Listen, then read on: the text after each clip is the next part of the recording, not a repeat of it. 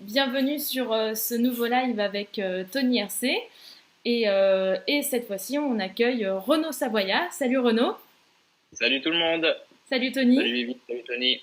Salut à tous, Euh, merci à vous d'être présents. et ouais, Alors, je vais prendre la parole tout de suite. Donc, vas-y. comme d'habitude, on va faire une interview de Renaud. La première partie sera de 30 minutes à peu près. On a préparé des questions, donc une bonne douzaine de questions. Et puis ensuite, on passera à vos questions. Voilà, en tout cas, nous, ça nous fait vachement plaisir d'avoir Renaud Savoya parmi nous. C'est un peu le Graal de nous, petits bénévoles, pseudo-journalistes depuis des années, de se dire putain, ça y est, là, on a un champion, quoi. Donc, merci en tout cas d'avoir répondu positivement à notre petit appel du pied. Avec plaisir. Et Merci à vous. parce que l'air de rien, ça fait quand même un bail que t'es là. Si je me trompe pas, tu as 32 ans. 33, merci. Un de moins. En 33, ouais. Ah ouais, donc on a qu'un an d'écart alors. Ok, bon, 33. Et tu as commencé à 5 ans, pendant les années C'est 90. ça. Ouais, Quand on écoutait de 90, la ouais. dance et compagnie, quoi.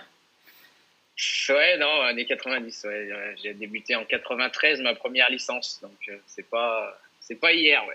C'est ça. Et comment t'as commencé du coup Alors, en fait, tout simplement, comme pas mal d'entre nous, je pense, mon père faisait de la compétition. Et pendant la pause de midi, moi, je marchais derrière la voiture, tout bêtement. J'embêtais tout le monde avec le bruit alors que tout le monde voulait une pause déj tranquille. Du coup, je marchais derrière la voiture. J'étais déjà un peu piqué par le truc. L'année d'après, j'ai attaqué les compétitions. Voilà, je suis monté sur le podium et puis, de fil en aiguille, on en est là aujourd'hui. Énorme. Bon, bah écoute, merci. Du coup, Tony va pouvoir poser sa première question. Alors, donc, il y a beaucoup de monde qui te connaît déjà. Nous, on te connaît depuis très longtemps. Et est-ce que tu saurais tenter de nous lister tes titres par année et sur quelle marque de châssis? Alors, l'année charnière, je dirais, ça aurait été. Enfin, les années charnières, c'était plutôt 2007-2008 pour moi. Donc, j'ai été champion de France pour la première fois en élite en 2007. J'avais été champion de France national en 2001. Ça a pris un petit peu de temps avant de passer l'échelon vraiment à devenir champion de France élite. Champion de France national, c'était avec Kyosho MP75, avec un GS Storm sur la fin d'année. Ensuite, 3 fois champion de France avec un Mugen, donc 2008, 2009, 2010. Première fois champion d'Europe en 2008 avec un Mugen. Et ensuite, petit break sur les titres jusqu'à 2016 avec un Losi, donc 2016, 2017, 2018, 2019.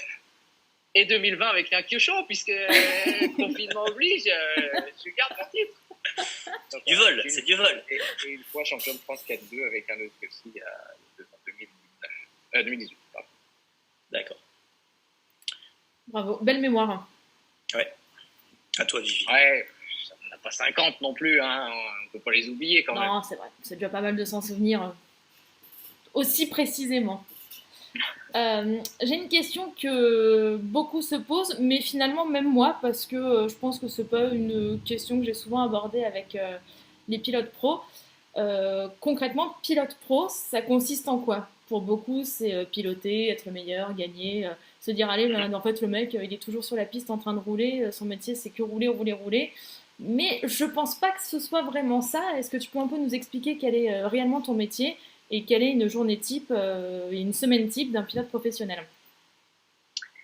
Ouais, effectivement, pilote pro pour moi ça reste un métier, donc comme n'importe quel métier, moi c'est un métier passion. Je peux pas être plus heureux que de faire le métier que j'aime aujourd'hui. Mais comme tout métier, il y a des contraintes et des avantages, des inconvénients. Il y a la partie visible de l'iceberg où on va en piste, on fait une course et puis on essaie de la gagner. Si on la gagne, on est content. Il y a la partie cachée avec toute la préparation derrière. C'est vrai que j'essaye de m'entraîner un maximum pour être au top. Je pense que vous comprenez naturellement que ça reste un sport, entre guillemets. Donc c'est vrai que comme n'importe quel sportif, comme Nadal, comme tous ces gens-là qui vont s'entraîner des heures et des heures, ça implique la même chose. J'essaye de m'entraîner entre 2 et 10 heures par semaine en fonction du timing, en fonction des courses, en fonction du calendrier. Donc ça, c'est vraiment la partie compétition. Après, il y a toute une partie, comme je disais, cachée, où il y a une partie de développement. Donc pour les marques aujourd'hui qui sont Kyosho, Pico, Aka, en fait, il y a toute une partie recherche et développement où j'ai de par mon expérience, un feeling à apporter, un plus à apporter sur des choses que je pourrais essayer, donner mon ressenti pour faire améliorer les produits qui vont sortir commercialement par la suite. Donc ça reste encore vraiment en piste du travail, à passer du temps sur la piste. Et puis après, il y a toute la partie cachée derrière où je réponds à tous les messages que je peux recevoir de clients, d'amis passionnés qui ont des questions techniques. Au quotidien, des fois jusqu'à 23h, minuit, 2h du matin, avec les changements de fuseau horaire, évidemment, on peut répondre à tout le monde à n'importe quelle heure de la nuit aujourd'hui. Donc c'est vrai qu'il y a cette partie-là. Et puis après, il y a toute la partie préparation de la voiture, parce que quand on va faire une course aux États-Unis, par exemple, c'est 3 voitures à préparer. Par exemple, il y a des moments comme le Grand Prix de Montpellier, ça s'enchaîne. On a 2 jours pour refaire 3 voitures, prendre l'avion, repartir. Donc, un peu la semaine type, ça s'organise un peu en fonction du calendrier, mais il y a de la préparation, du temps sur répondre sur les réseaux sociaux et puis se préparer pour la. D'accord. Effectivement, tu t'ennuies pas. Non, effectivement. Alors, du coup, je vais prendre la parole. Renaud, comment tu expliques qu'est-ce qui a fait ta réussite? Quels sont les différents paramètres qui t'ont aidé naturellement et les paramètres que tu as dû travailler en toi? Je pense que je suis d'un naturel calme. C'est vrai que ça peut, je pense, pas se travailler. Enfin, ça peut se travailler avec de la sophro, des choses comme ça, mais je pense que ça a pas mal aidé déjà au début de ma carrière. C'est vrai que le fait de commencer tôt, ça m'a permis de grandir avec. Donc, j'avais peut-être un petit peu de talent à la base qui m'a permis de le travailler pour arriver à ce que j'en suis aujourd'hui. Le fait que je sois calme, c'est vrai que ça aide aussi énormément. Quand vous êtes monté sur le podium, vous êtes tout tremblotant. À la première faute, ça part en cacahuète et puis tout ça hurle sur le podium. C'est sûr qu'on ne peut pas faire des résultats comme ça. Donc, c'est vrai que ça a pas mal aidé. Et je pense que j'ai une certaine rigueur aussi que j'ai travaillé aussi au cours des années. Mais c'est vrai que cette rigueur-là de travail, de préparation, d'entretien de ma voiture fait que quand je vais sur un podium, je me pose plus la question de mon pilotage, de ne pas faire de faute, de choses comme ça, pour pouvoir gagner. Et en général, la préparation de ma voiture, je sais que ça va jusqu'au bout.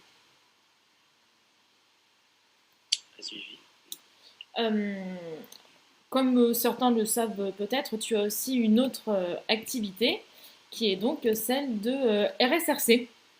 Voilà, on a vu des logos, on voit aussi passer tes publications. Est-ce que tu peux nous dire un petit peu plus sur est-ce que c'est un magasin, un distributeur? Voilà, raconte-nous. En fait, RSRC, au début, c'était plutôt pour occuper mes journées d'hiver entre saisons, entre guillemets, et puis préparer un peu l'avenir après être pilote professionnel, parce que comme n'importe quel métier, passion comme ça, je sais que ça va s'arrêter un jour, malheureusement. Donc, c'était plutôt pour préparer cet avenir-là. Et en fait, j'ai été un peu pris par les événements parce que j'ai un shop en ligne, on distribue pour la France des produits, donc les cerveaux Yost. Aujourd'hui, on est distributeur pour la France de toute la gamme de produits XTR, utilisés notamment par David Ronfolk, par Elliott Woods, donc vraiment des super produits. Et en fait, notre gamme, elle s'est élargie, on a énormément de produits, on vend aussi pour la France comme un magasin les produits Kyosho, les produits Pico, les produits Logic, DLR.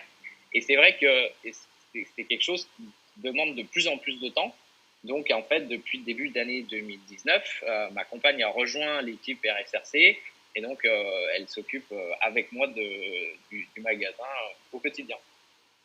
D'accord. Parfait. Alors, je vais passer sur une nouvelle question. Quel est ton ou tes meilleurs souvenirs en RC? Alors, on a préparé un peu, on a quelques photos, j'imagine. Et pourquoi c'est ton meilleur souvenir? Alors ouais, il y a pas mal, comme je disais tout à l'heure, il y a pas mal d'événements charnières dans ma carrière, mais c'est vrai que pour moi, la plus grosse année, c'était 2008. J'avais fait déjà, ma première finale de championnat d'Europe, c'était 2006. J'avais 19 ans. Et c'est vrai que, vous voyez, vous pouvez voir sur cette photo-là, c'est vrai que j'ai évolué déjà entre-temps, mais en fait, jusqu'à l'année 2008, c'était vraiment l'année de la consécration. J'ai été champion d'Europe. C'est vrai que j'ai commencé à faire les finales de championnat d'Europe en 2004. Donc 2004, 2005, 2006, 2007, j'ai fait 9, 5, 4, 3, 2 en finale de championnat d'Europe. Là, c'est bon, quoi. Il y a un moment, il faut y aller. Et du coup, 2008, bah, enfin, on y va. Vous voyez la photo du coup avec mon père et Manu, on est sur le podium, on est champion d'Europe. Ça, c'est vrai que j'en ai des frissons maintenant, rien que d'en parler, parce que c'est vrai que j'en ai encore un super souvenir de cette semaine-là. On avait gagné le warm-up, on y allait pour ça. Et puis on repart avec la timbale, c'était fantastique. Donc c'est vrai que cette année 2008, pour moi, elle était charnière, parce que comme j'ai dit, il y a eu ce championnat d'Europe, et puis ça s'enchaîne quelques mois plus tard avec le championnat du monde. Où je rentre la finale pour la première fois, première finale de championnat d'Europe, championnat du monde, et du coup un peu stressé.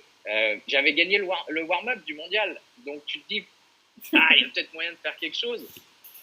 J'ai fait quelques minutes en tête, et puis j'échoue à pas loin du titre. Je crois il y a 10 secondes, je crois, du titre de champion du monde. Je finis troisième au championnat du monde en 2008. Donc c'est vrai que 2008, entre la crête au championnat d'Europe et puis le championnat du monde, c'est vrai que c'était la plus belle année de ma carrière. C'est clair. Elle nous a marqué cette photo, ce moment-là, puisqu'en fait, on peut apercevoir sur la photo que Vivi vient de montrer, il y avait Mathieu d'automodélisme derrière. Moi, je faisais les photos. Donc, en fait, c'est un championnat d'Europe qui était en Crète. Et donc, à l'époque, on faisait pas mal de reportages et on suivait le championnat de France et le championnat d'Europe. Et de t'avoir vu gagner et d'avoir couvert ce reportage, c'était vraiment pour nous vraiment sublime de vivre ça avec toi. Ouais, puis sincèrement, c'est toujours des super souvenirs, parce que pour moi, on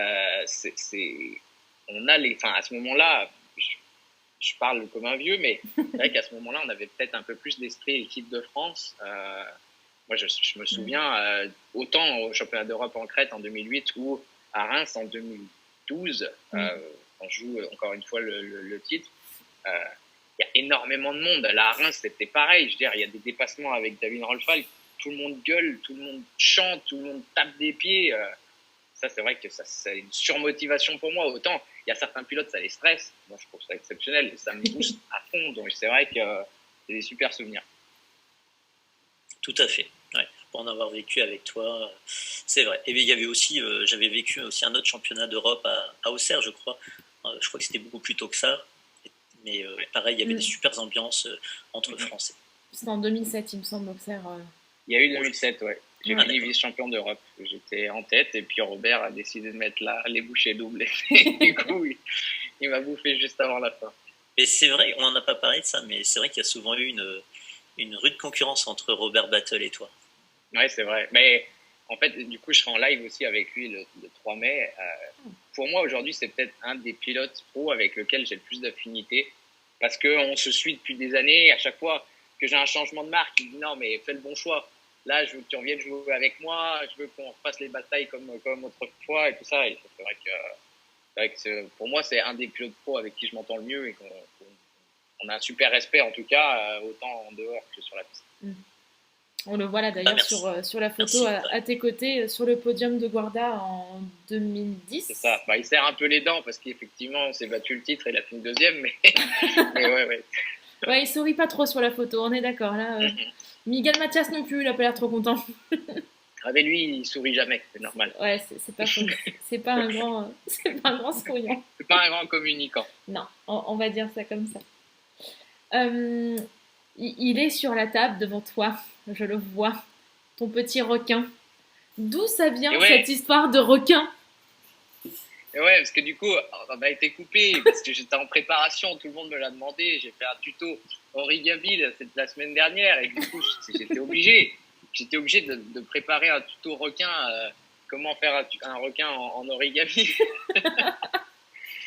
Donc j'étais obligé. Voilà, il est là, il partage ce live avec vous.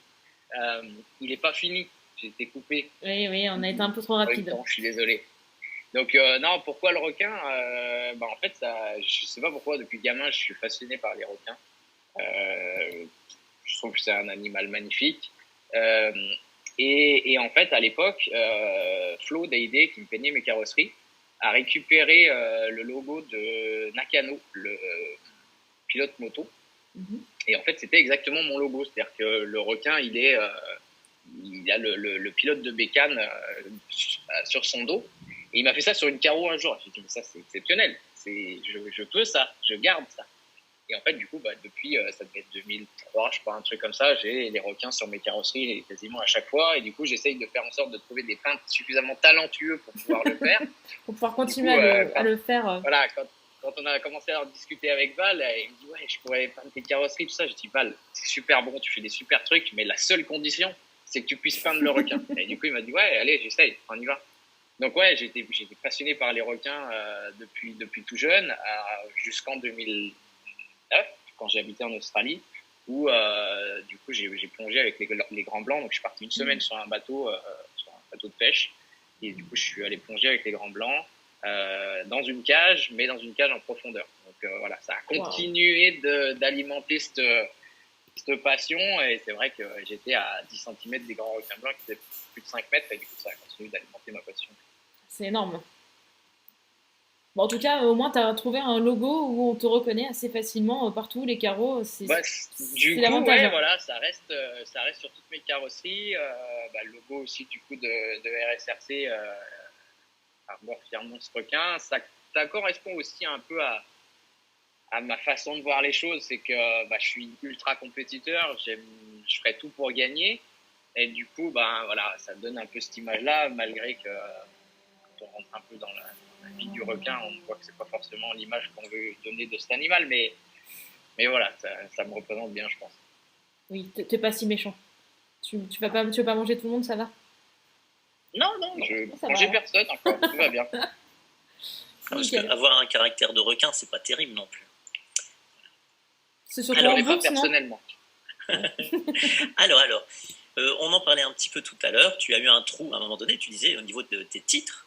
Du coup, ma question, c'est quels ont été tes meilleurs choix de carrière, mais aussi tes mauvais choix dans ta carrière? Je dirais pas que j'ai eu des mauvais choix, parce que pour moi, chaque expérience, elle m'a permis de grandir et de faire en sorte d'être la personne, le pilote que je suis aujourd'hui. Je pense que j'ai fait des choix à un moment donné qui ont pénalisé effectivement mes résultats, ça c'est une évidence. Mais pour moi, chaque expérience, encore une fois, j'ai réussi, je pense, à la transcrire en quelque chose de positif. C'est vrai que quand j'étais chez X-Ray à l'époque, par exemple, j'avais une bonne position, j'ai eu d'autres possibilités commerciales à un moment donné, et puis ça s'est mal passé. Donc voilà, c'est des choses qui sont tournées différemment.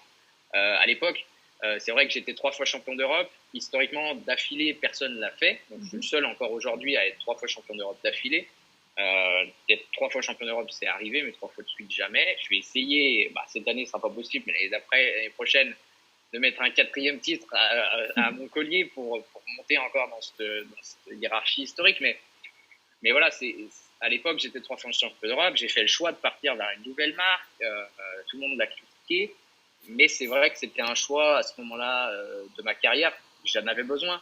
Donc c'est vrai que je ne sais pas aujourd'hui où je serais si je n'avais pas fait ce choix-là. Par exemple, si j'étais resté chez Mulliken encore, peut-être que j'aurais pas eu non plus le palmarès que j'ai aujourd'hui. Je suis 8 fois champion de France. Je ne serais peut-être pas 8 fois champion de France si j'étais resté chez Mulliken ou pas. On n'en sait rien. J'ai fait mes choix. Aujourd'hui, je regrette aucun de mes choix. Et c'est vrai que j'ai fait des choix bien meilleurs.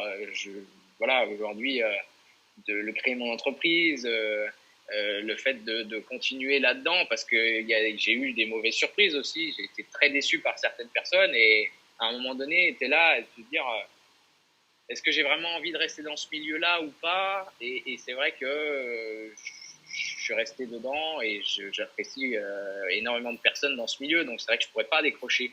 Mais c'est ma passion, et c'est vrai que ça m'anime au quotidien, donc je suis très heureux des choix que j'ai faits.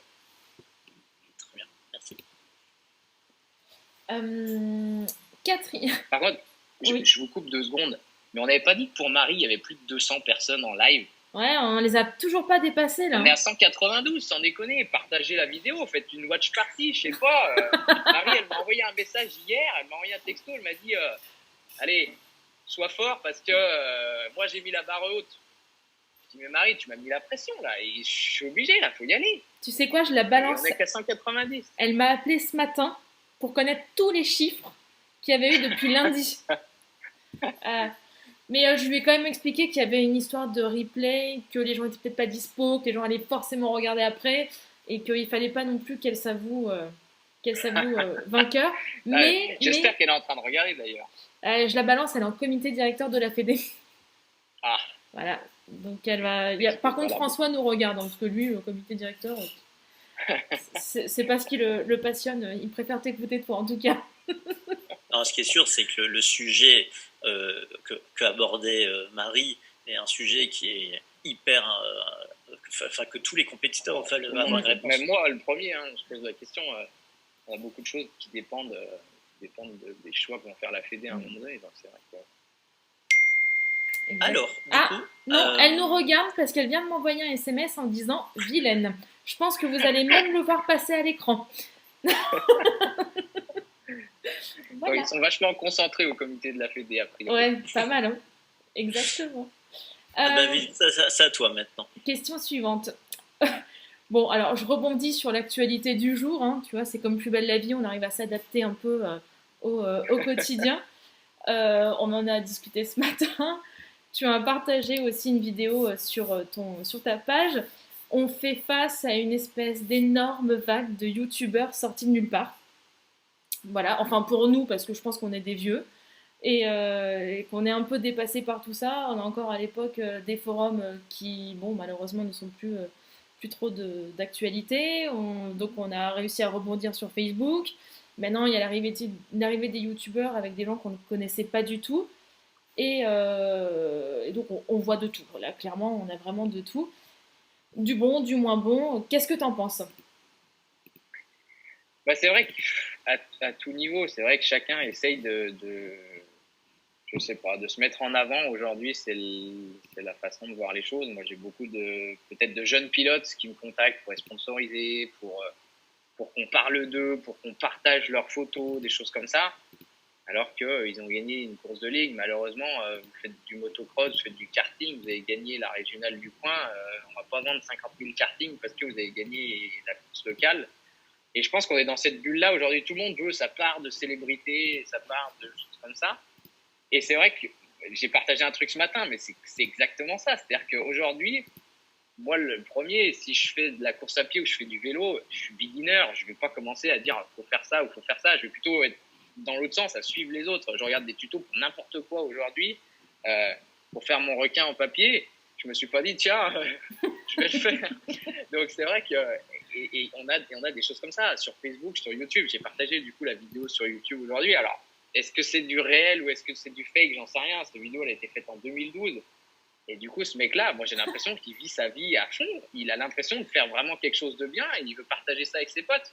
Et je pense qu'on a beaucoup de youtubeurs des temps modernes aujourd'hui qui essayent de partager leur expérience.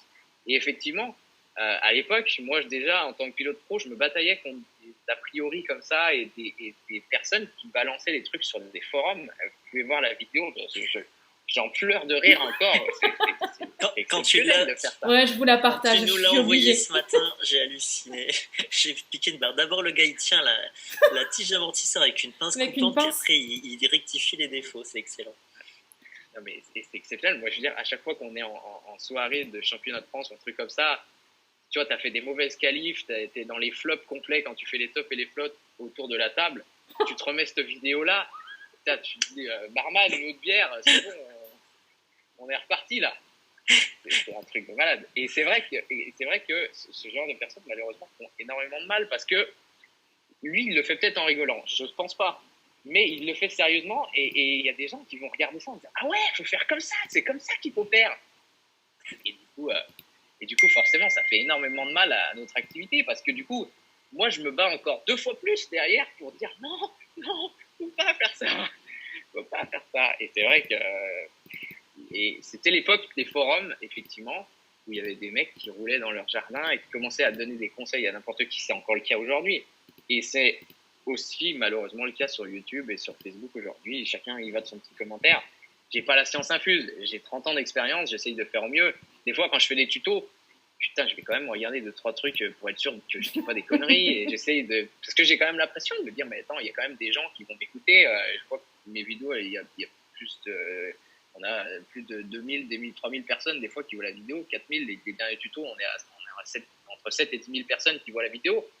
Et c'est vrai que tu te dis, si je raconte une connerie, ils vont faire la même. Et c'est dommage. Et c'est vrai que j'essaye de rester dans ce truc-là. Et malheureusement, je pense que pas tout le monde, des fois, a cette logique ou au moins l'expérience pour pouvoir la partager. Quoi. Essayer déjà de faire votre propre expérience, puis après partager-la. Mais c'est vrai qu'essayer d'éviter de dire des bêtises.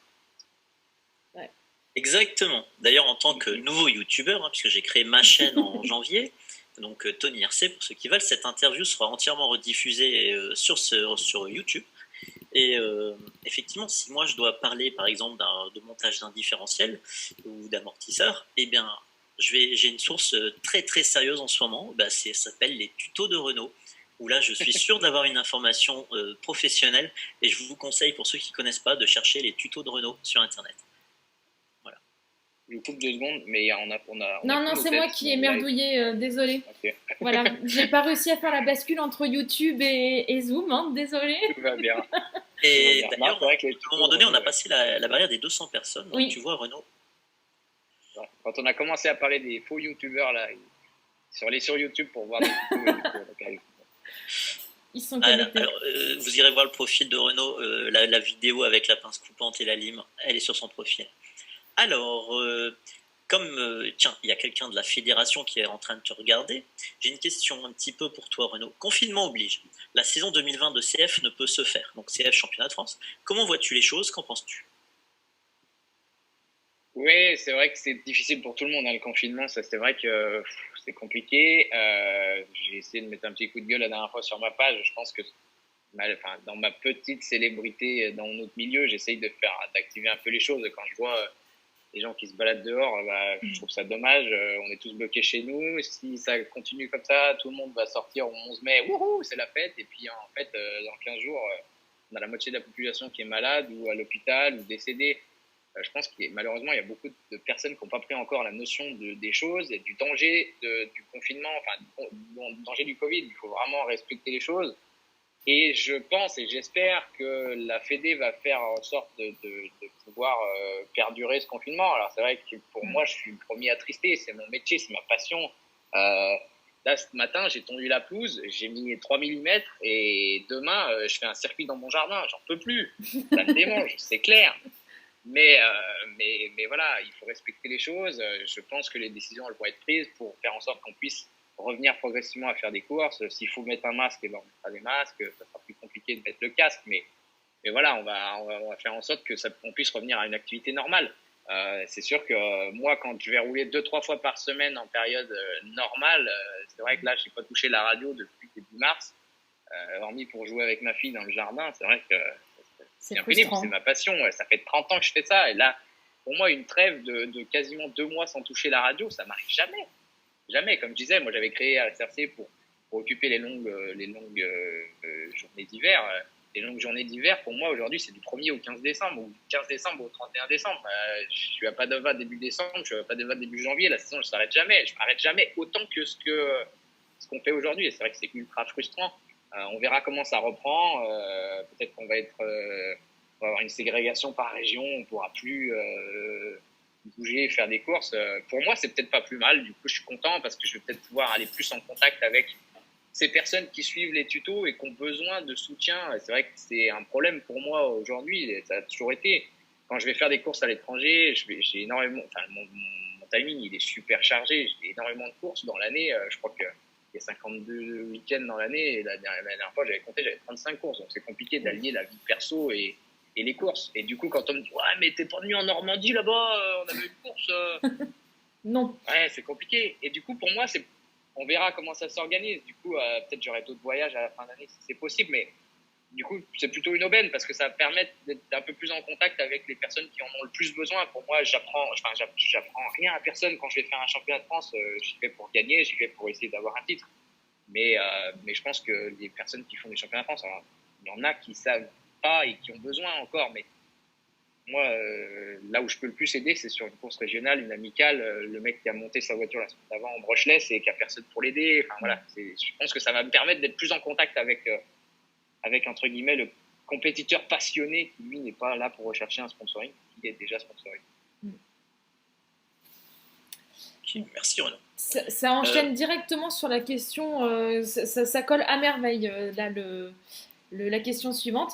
Selon toi, qu'est-ce qu'il faudrait faire en France pour faire découvrir la RC au grand public et pousser la médiatisation pour vraiment faire découvrir ça à tout le monde? Voilà, dans nos entourages, on a encore plein de gens qui ne savent pas du tout que ce sport existe. Et à ton avis, quel est le meilleur moyen de développer ceci? Déjà, il faudrait de la crédibilité, c'est-à-dire que il faut des produits qui soient déjà crédibles. C'est-à-dire que moi, par exemple, le premier, on me dit, tu fais quoi dans la vie? Des fois, je dis, je suis gérant d'une entreprise de business en ligne. Si je dis, je suis pilote professionnel de voiture radiocommandée, mais non, mais c'est pas possible. Tu joues à la petite voiture, c'est ton job. Ouais. Et ouais, c'est sûr qu'on n'est pas crédible. Alors, comment tu veux vendre ça au maximum de gens? C'est pas possible. Mais je pense qu'il faut crédibiliser la chose. Il faut qu'on ait, comme vous avez pu le faire sur des lives avec Trackies Open, des choses comme ça. Moi, j'ai des néophytes complets, des potes qui regardent une course de voiture radiocommandée, qui sont passionnés de sport mécanique, qui regardent une vraie course qui a été filmée en live correctement, avec des commentaires, un bandeau où il y a les positions. On a des batailles en piste qui sont filmées vraiment bien, avec des fois un explicatif de quel est le pilote et pourquoi, tiens, il a un tel pilotage, etc., avec vraiment des termes techniques, parce qu'on a des passionnés qui ne font pas forcément de la RC, mais qui sont passionnés de sport mécanique. Vous regardez du MotoGP, vous regardez de la Formule 1, c'est des gens qui sont passionnés de sport mécanique. Le mec, il va jamais faire de Formule 1, mais pour autant, il est là devant sa télé. Et c'est vrai que cette médiatisation, elle aide. Alors, sincèrement, je ne sais pas comment il s'appelle, mais on a une personne qui est là à chaque championnat de France sur une chaise haute, qui vient nous regarder. Il était là au GP de Montpellier. Peut-être qu'il nous regarde aujourd'hui, mais ce genre de personnes, il nous en faudrait 50 000 comme ça. Ça en y fait. est, je m'en souviens. Ce mec, il suit les manches du championnat de France, il a une chaise haute, une glacière, et il se pose sa chaise haute au coin du circuit et il regarde la course tout le samedi, surtout le dimanche en général, parce qu'il est passionné. Et je suis pas sûr qu'il soit pilote, mais il aime la compétition, il vient de regarder. Et c'est vrai que je pense qu'il faudrait déjà médiatiser plus les choses, c'est certain. Avoir des vrais magasins, du vrai suivi. Malheureusement, moi j'aimerais le faire. Je n'ai pas le temps aujourd'hui, mais c'est vrai qu'avoir un vrai magasin physique, c'est ce qui manque aujourd'hui. Aujourd'hui, moi je vends des produits compétition essentiellement. Si je connais les magasins qui vendent du loisir, et ça manque. C'est-à-dire que moi j'ai pas mal de clients qui reviennent parce qu'ils ont acheté des produits loisirs et ils sont livrés eux-mêmes. Et en fait, ils sont perdus, ils ont cassé une pièce. Et clairement, ce qui empêche notre business, je pense, de grossir, ou notre passion, d'avoir de plus en plus de passionnés, c'est ce soutien de dire, j'ai acheté un modèle. Et en fait, je suis arrivé dans un club et du coup, on m'a tendu la main, on m'a aidé, j'ai continué. Et du coup, maintenant, je fais de la compétition ou pas. Mais j'ai pas posé ma voiture sur une étagère. Et puis voilà, parce que typiquement, moi, dans 50%, même plus, des personnes que je connais, ils disent, ah ouais, mais de la voiture radiocommandée, j'en ai fait quand j'étais gamin, j'en avais une, mais je l'ai pétée, elle était sur l'étagère, on n'en a jamais retouché. Et c'est pour moi le fléau numéro 1, c'est-à-dire qu'on prend un pied phénoménal à piloter une voiture radiocommandée, mais dès qu'on casse quelque chose, on arrête, et du coup, ça ne permet pas de continuer. Je sais qu'à l'époque, c'était Buzz RC, par exemple, dans ma région, qui avait fait un super boulot, et qui avait apporté énormément de personnes avec un circuit à proximité, un soutien technique, et ces personnes-là sont progressivement arrivées à la compétition. Et il faut avoir ça. J'espère pouvoir le faire. C'est un projet que j'ai en tête depuis des années et j'espère pouvoir le faire. Malheureusement, il faut que ça diminue un peu mon côté pilote pro pour pouvoir augmenter ce côté-là. Mais c'est d'avoir un shop avec une piste et d'avoir la location de voiture aussi, des choses comme ça. Parce que aujourd'hui, tu veux faire de la RC et tu es obligé déjà de débourser un minimum d'argent pour pouvoir t'y mettre. Et c'est vrai qu'aux US, par exemple, ils ont des pistes avec de la location et ça permet d'avoir des personnes qui essayent sans forcément mettre un budget phénoménal. Merci Renaud. Alors, dernière question pour ma part. Comment vois-tu ton avenir, pas à court terme, mais dans 10 ou 15 ans? Voilà, la transition, elle est encore magnifique. C'est vrai que pilote pro, moi, j'essaye de faire en sorte que ça dure le plus longtemps possible parce qu'encore une fois, moi, je l'ai dit, aujourd'hui, c'est mon métier, mais je le fais parce que c'est ma passion. J'arrête pas de le répéter. Je pense malheureusement que certains pilotes pro ont perdu cette image-là, qui sont plus dans le business, de dire moi je vais sur une course parce qu'il faut que je vende ou il faut que je gagne, ou voilà. Aujourd'hui, moi je fais ça, je vais sur les courses parce que j'aime ça, premièrement. Du coup, je me suis posé la question, là, cet hiver, quand j'avais des choix de carrière à faire, je me suis dit, est-ce que c'est pas le moment, là, d'arrêter, d'être vraiment pilote, d'être payé pour être ça? Parce que malheureusement, je suis payé pour être bon. Le jour où je suis plus bon, bah, on va plus me payer ou me payer moins. Il faudra bien que je trouve une solution. Et c'est vrai que c'est pour ça que j'ai créé aussi un SRC, pour faire en sorte que ça continue d'évoluer jusqu'à ce que ça soit mon activité peut-être principale, comme je l'ai dit. Du coup, peut-être faire une piste indoor, pas forcément faire des compétitions, mais attirer des nouvelles têtes, faire en sorte que je continue à vivre ma passion en l'animant d'une façon différente. Et c'est vrai que ça peut être comme ça peut être team manager pour une grande marque. C'est vrai que c'est quelque chose qui me plaît aussi. C'est compliqué pour moi aujourd'hui de le faire parce que je suis encore compétiteur. Pour moi, je vois des team managers qui font encore de la compétition. Pour moi, les deux sont pas possibles. Pour moi, il faut les dissocier. Je veux être team manager, il faut pas que je fasse de la compétition. Parce que quoi qu'il arrive, malheureusement, on reste dans un milieu hyper personnel et naturellement un peu égoïste. On va forcément faire passer sa tête avant les autres. Et pour moi, si je suis team manager, c'est que je dois pousser mon team vers la victoire. Et ça doit pas, ma victoire personnelle ne doit pas embêter ça. Et du coup, c'est pas possible. Du coup, team manager pour une marque, pourquoi pas. Mais il faudrait que j'arrête de piloter et là, ça m'embête. Ouais. C'est pas demain la veille, quoi. Non, après, normal. Après, il faut que je le fasse. Mais encore une fois, si j'ai une équipe, je bosse pour une entreprise qui a des pilotes et qui sont meilleurs que moi, il n'y a plus besoin de moi. À la limite, moi, je suis là pour amener mon soutien, mon expérience et faire en sorte que ces pilotes-là continuent de progresser et puis aller chercher des titres et faire leur job, eux, de pilote. Avec plaisir, j'arrêterai. Mais je serai obligé de faire des courses et là, du coup, je ferai peut-être des courses régionales, mais plus au niveau international. Vraiment juste pour te faire plaisir. Il y a quelqu'un qui a mis une bonne remarque dans le chat. Il t'a donné une autre idée, une franchise de boutique physique savoyard. Avec plaisir, on en discute. Alors, c'est sûr. On va passer, parce que le temps passe, hein, tu parles beaucoup quand même. Renaud n'est pas bavard. On a dit une demi-heure. On va couper, avant de filer que tu passes à ta prochaine question, par une question de ton prédécesseur qu'on a interviewé la semaine dernière, Adrien Bass. Pourquoi avoir choisi Kyosho et pas un autre challenge pour cette saison? Ouais, Adrien est bien placé pour parler d'autres challenges et effectivement, c'est vrai que j'arrivais en fin de contrat avec Losi l'année dernière et du coup la question s'est naturellement posée de dire qu'est-ce que je fais, dans quelle direction je m'oriente, sachant que voilà, j'avais vraiment des projets avec TLR. Effectivement, je voulais devenir team manager Europe pour la marque. C'était un besoin que la marque avait. J'estimais que la marque avait besoin de ça et besoin de plus de visibilité en Europe. Malheureusement, moi, je travaille avec les États-Unis directement et ça ne s'est pas fait parce qu'il y avait un conflit d'intérêts entre les US et l'Europe. Donc, pour moi, il n'y avait plus vraiment d'intérêt à rester chez TLR. Kyosho, ça faisait des années qu'on est en discussion avec Kyosho. Kyosho, encore une fois, c'est mes premiers amours. J'ai été champion de France national pour la première fois avec un Kyosho. J'ai débuté en 93 en compétition avec un Kyosho. J'avais pas forcément des super bons souvenirs au moment où j'ai quitté Kyosho parce que j'arrivais en élite et c'est vrai que je me mets à la place de ces personnes-là aujourd'hui. C'est vrai qu'on ne va pas miser sur un petit jeune qui arrive, on ne sait pas trop ce qu'il va faire. C'est vrai que c'est un investissement, on ne sait pas. Et c'est vrai qu'avec Kyosho, à chaque fois que j'ai eu un changement de carrière, je sais que par exemple l'histoire Durango c'est mal terminé. Au moment où c'était fini Durango, j'étais déjà en contact avec Kyosho, donc ça on parle déjà de 2011, ça fait déjà 9 ans. Et c'est vrai que ça s'était pas fait à l'époque parce qu'il y avait déjà d'autres pilotes pro qui étaient là. Avant que je passe TLR en 2016, c'est pareil, j'étais aussi en discussion avec Kyosho, mais la place n'était pas vraiment libre non plus parce qu'il y avait énormément de pilotes pro dans leur effectif. Et puis là, naturellement, comme il y a eu des conflits avec d'autres pilotes, Kyosho a diminué un peu le nombre de pilotes qu'ils avaient à faire des compétitions. Du coup, ça s'est fait naturellement. Et c'est vrai que pour moi, c'était un choix un peu naturel. Kyosho, 8 fois champion du monde. Le seul titre que j'ai pas encore eu, c'est champion du monde. Voilà, j'ai 33 ans, j'ai encore envie de faire des finales de championnat du monde, j'ai encore envie d'être présent. Je suis passé à 2 doigts d'un podium de championnat d'Europe l'année dernière.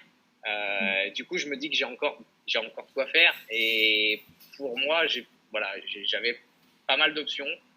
J'ai pesé le pour et le contre de toutes les options. C'était un choix difficile parce que à un tournant de sa carrière, faut faire un choix et n'importe quel choix sera bon ou mauvais, c'est l'avenir qui nous le dira. Mais voilà, j'ai choisi pour moi la meilleure option de matériel, de support technique, de personnes pour me permettre d'être là au top. Et puis j'ai fait pour l'instant que 2 courses avec mon nouveau matos. On arrive fin avril et j'ai fait que 2 courses et c'est frustrant parce que du coup, je suis en pleine confiance. Je joue la pole au GP de Montpellier.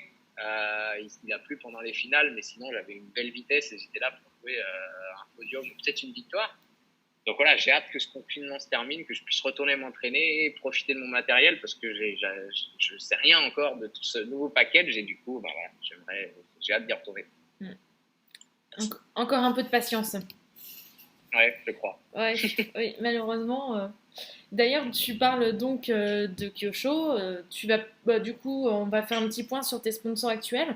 Donc, Kyosho, bien évidemment, tu utilises les moteurs AK, les moteurs Pico. Ouais, Pico, ouais. Ça fait longtemps. Les pneus AK, les servos ISRC, RSRC, bien sûr, ta boutique. Radio Sanwa, XTR, ce sont les huiles. Mographics pour tout ce qui est stickers, CVP Design, ton peintre carrosserie. Donc effectivement, il y a diverses marques et produits. Et ma question est, quelle implication tu as auprès de tes sponsors? Comment participes-tu au développement des marques? Comment se passe l'échange avec la marque pour l'évolution des châssis? Parce qu'on sait que Yoshi Kanai, c'est quand même son bébé. Je pense qu'il faut quand même réussir à s'immiscer un petit peu dans les projets. Est-ce que c'est je te pose plein de questions en même temps. Est-ce que c'est la marque qui te propose des validations, enfin des choses à valider, ou est-ce que c'est plutôt l'inverse? C'est toi qui proposes des choses aux marques? En fait, il y a une façon de travailler, mais c'est pas forcément avec Kyosho ou Yoshi Kanai. Du coup, c'est une façon de travailler un peu japonaise de la chose. C'est-à-dire que, en fait, ils ont une certaine humilité qui fait que ils n'ont pas envie de faire essayer des choses pour lesquelles ils sont pas sûrs que ça fonctionne. D'accord. Donc, c'est pas qu'ils n'ont pas l'envie, mais globalement, ils n'ont pas envie de te faire perdre ton temps en tant que pilote, en tant que personne. Et du coup, pour eux, on va pas lui donner des pièces qu'on n'est pas sûr que ça fonctionne ou il y aura une amélioration. Du coup, il faut rentrer un peu dans cet état d'esprit-là. C'était pas forcément le cas avec X-Ray qui était complètement à l'opposé, où on t'envoie 50 millions de pièces et puis tu essayes et puis tu nous dis ce que tu en penses. Pour moi, c'est une partie du job que j'adore. Hein. Clairement, aller en piste, essayer des choses, faire en sorte que du coup, tu vas plus vite parce que juste à changer une pièce sur ta voiture, c'est génial. À mon niveau, c'est vrai qu'on arrive des fois un peu à la limite du système et puis du coup, on change une pièce. Ah ouais, là, en fait, je vais plus vite alors que la voiture est pas plus compliquée, c'est super. Et c'est vrai que là, c'est tout nouveau. Du coup, on apprend encore à se connaître. Alors, avec Yoshi, ça fait des années qu'on se côtoie et qu'on se tape dans la main, dans le dos, quand on se croise sur les circuits. Et c'est vrai que, voilà, aujourd'hui, on est amené à travailler ensemble. Je pense que d'ici peut-être la fin d'année, j'irai au Japon pour travailler avec lui, peut-être plus sur la même piste, etc. On en a discuté. Il en a l'envie. J'en ai envie aussi. Après, c'est comme tout. Demain, tu rentres dans une nouvelle entreprise. Ton boss, il va pas te donner directement des responsabilités et c'est exactement la même chose aujourd'hui. Ça a été le cas avec X-Ray, ça a été le cas avec Ozzy, c'est le cas aujourd'hui avec Kyosho. C'est pas malheureusement parce que j'ai un bagage derrière moi avec de l'expérience et des titres que ça va faire en sorte que demain je vais faire ça et j'aurai ce que je voudrais sur mon Kyosho. Et c'est vrai que pour moi c'est naturel. Aujourd'hui je vais faire mes preuves, je vais faire en sorte que on apprenne à travailler ensemble dans un sens comme dans l'autre et puis du coup s'il y a des choses qu'on arrive à valider ensemble, on ira dans cette direction-là. Après, c'est vrai que moi, ce que j'aime bien aussi avec Kyosho, c'est vrai que tout est hyper bien épuré. On va vraiment chercher le détail. Et quand on sort quelque chose, ça a été vraiment validé pendant un certain temps. Donc, c'est vrai que voilà, c'est comme ça que ça s'organise. Avec Pico, c'est un peu la même chose. Du coup, je dis à Alberto, ça serait peut-être bien de faire des choses comme ça, des choses comme ça. Je sais qu'on travaille sur des échappements, par exemple, plusieurs versions. J'essaye. Il fait essayer aussi à certains autres pilotes pas forcément aussi exigeant que moi, comme ça on a un autre ressenti et puis c'est comme ça qu'on fait évoluer les produits. D'accord. Bon, c'est super intéressant en tout cas de savoir un petit peu comment ça se passe, surtout pour les retours, parce que comme tu disais tout à l'heure, pilote pro, c'est pas juste aller avec sa radio et sa voiture sur un circuit. C'est certain, c'est vrai que c'est aussi pour ça des fois que les gens comprennent pas vraiment, ils disent ouais, mais toi t'as le boulot de rêve.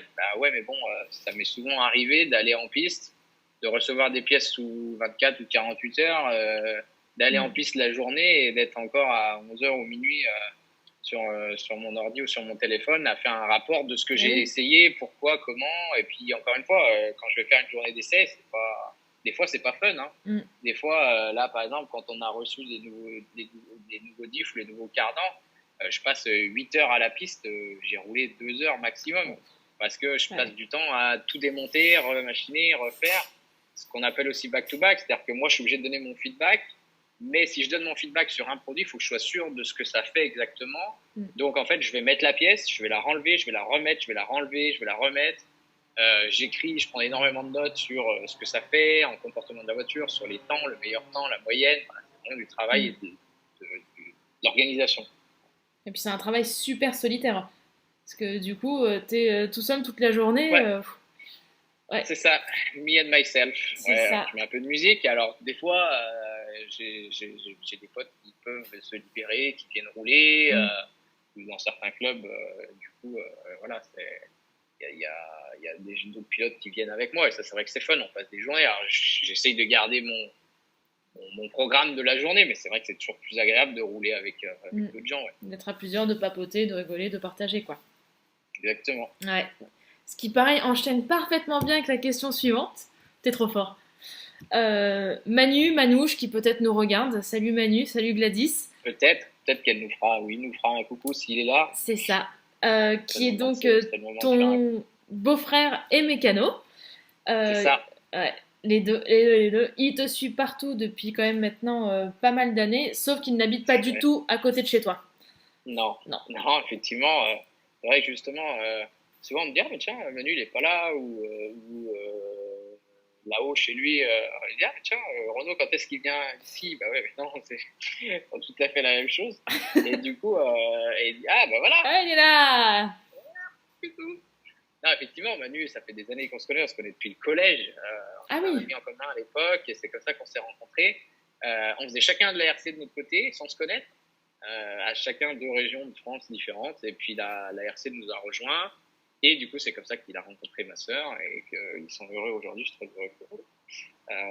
Et du coup voilà, c'est pas facile des fois d'allier les deux, parce que c'est vrai que moi aujourd'hui c'est mon métier, c'est ma passion, mais j'en attends quand même pas mal, et c'est vrai que on est un peu séparés géographiquement. Lui il a son métier, donc c'est compliqué aussi de se libérer, de faire en sorte qu'il soit présent pour moi pour les grosses courses. Ça demande énormément pour lui, et je le remercierai jamais assez de ce qu'il fait pour moi au quotidien, parce que c'est, comme je disais, c'est sur les pistes, c'est certain, mais c'est aussi une douleur au quotidien de me supporter, que ce soit sur les pistes ou en dehors. C'est vrai que je suis très exigeant dans ma façon de voir les choses, et c'est vrai qu'on a une certaine façon de travailler ensemble, et ça marche super bien. Mais c'est vrai que je suis de mauvaise foi, voilà, c'est compliqué. T'es un compétiteur, quoi. Ouais, voilà. Ouais, moi, je pense que dans tous les domaines, dans tous les sports, il y a toujours une bonne part de mauvaise foi, quand même. Non, c'est clair. Mais bon, étant donné que voilà, on garde cet esprit-là où on se retrouve pour faire un week-end de course, c'est pour passer un bon moment. Et c'est vrai que maintenant qu'on a les casques, c'est décuplé, quoi. Ouais. Ah, d'ailleurs, Vivi, tu vas rebondir sur le mot casque. Ça. Encore? Mais oui, parce que du coup, qu'est-ce que vous vous racontez? Est-ce que t'es plutôt du style à je papote pendant 45 minutes de finale, ou Manu, surtout ferme-la, sinon je vais tout péter?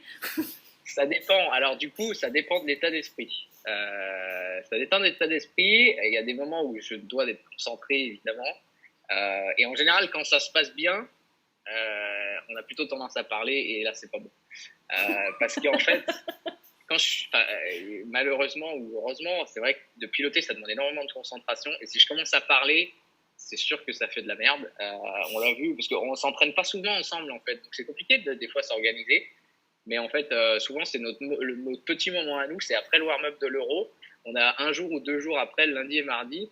Et du coup, on fait vraiment des tests. Du coup, moi, je fais une journée d'essai normale comme d'habitude, sauf que là, il est avec moi. Et du coup, ça décuple les possibilités, et c'est super. Et c'est vrai que à ce moment-là, c'est notre petit moment à nous, où là, du coup, on a pu, l'année dernière, commencer à travailler avec les casques et tout. Et c'est vrai qu'à chaque fois qu'on commençait à discuter ou machin, elle me dit, non, c'est bon, fais-toi, parce que là, je peux pas prendre un chrono, tu fais de la merde.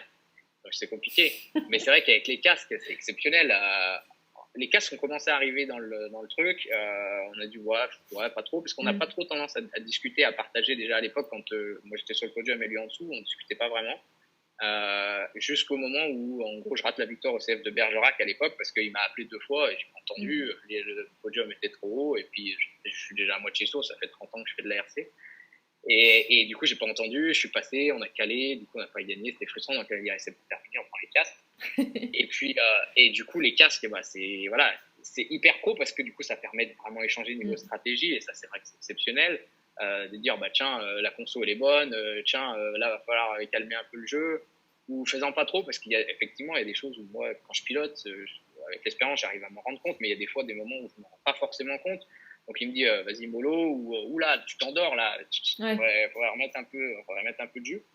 Donc ça, c'est sûr. Et après, c'est vrai que quand ça se passe bien, bah, on se verra un peu, quoi. C'est vrai que moi, j'ai tendance des fois à parler, mais je devrais pas, mais quand je parle, bah, voilà, ça me fait bien rigoler, quoi. C'est vrai que on a déjà ce moment-là, en fait, où ça nous rapproche avant de monter sur le podium, alors qu'avant, on était chacun dans notre bulle. Moi, je me concentre à monter sur le podium et lui, il est en train de chauffer le moteur. Là, déjà, on commence et on continue déjà de raconter des trucs. Et puis après, bah, quand on est en piste, bah, voilà, typiquement, l'exemple, c'est la tenue de l'Euro l'année dernière. Je suis 2 ou 3 à ce moment-là. Tout se passe bien. Il doit rester, je sais pas, 5-10 minutes de course. Mais on a déjà une avance, beaucoup d'avance, tu vois. Donc là, en fait, moi, je suis déjà dans une mood où je fais des tours et puis voilà, on va en finale, je laisse la voiture sur les roues, je prends pas de risque, je garde le peloton de tête, on est 1, 2, 3, tout va bien, je reste derrière, on continue de parler.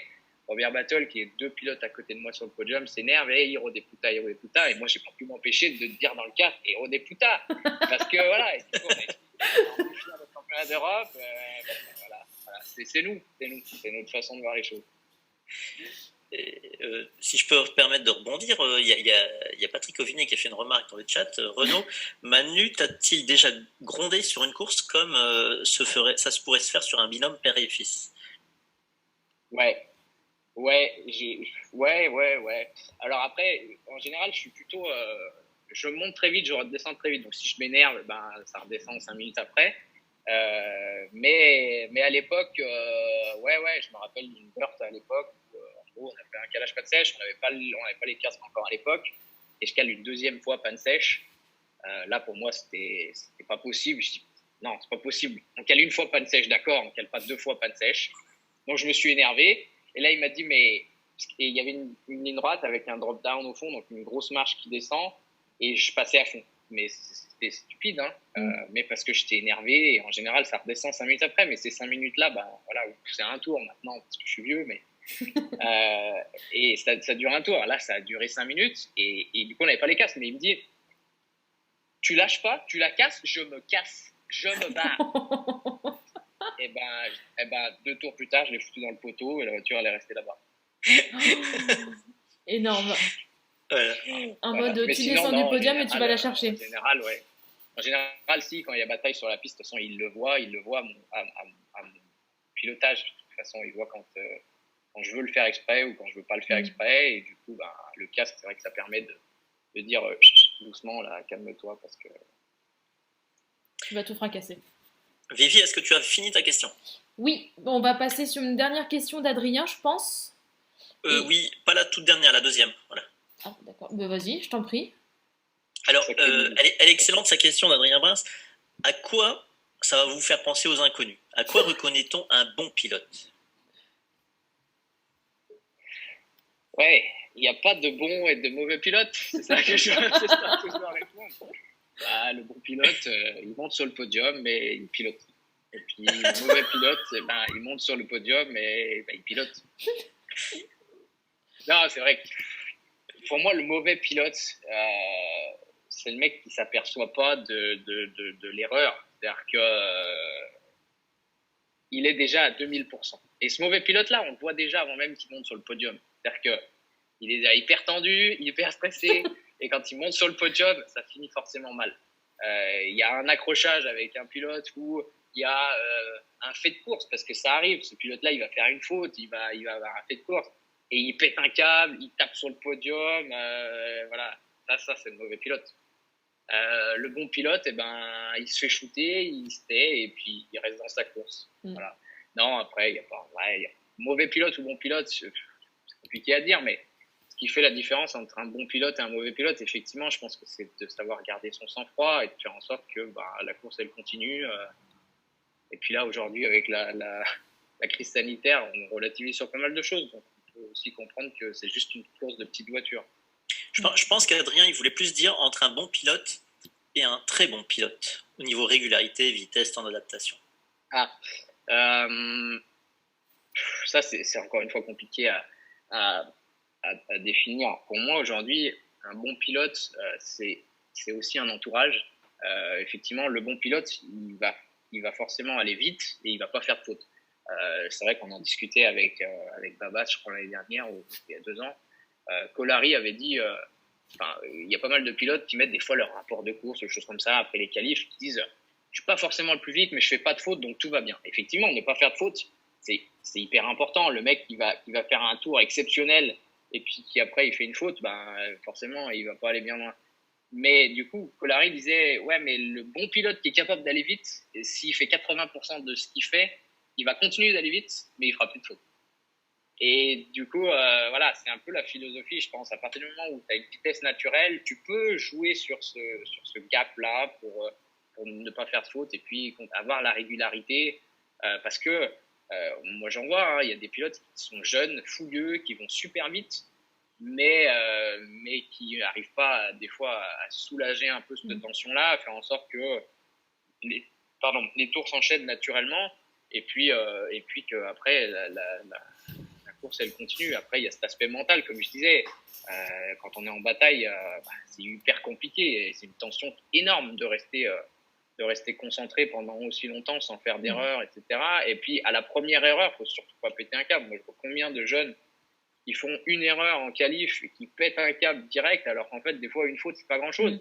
Mais si tu pètes un câble, tu vas en faire 2-3, et là, ça devient dur. Et là, ça devient dramatique. Mais c'est vrai que la différence entre un bon pilote et un super bon pilote, pour moi, on a des fois le cas de super jeunes qui ont du talent, qui le travaillent, et du coup, ils deviendront des super bons pilotes.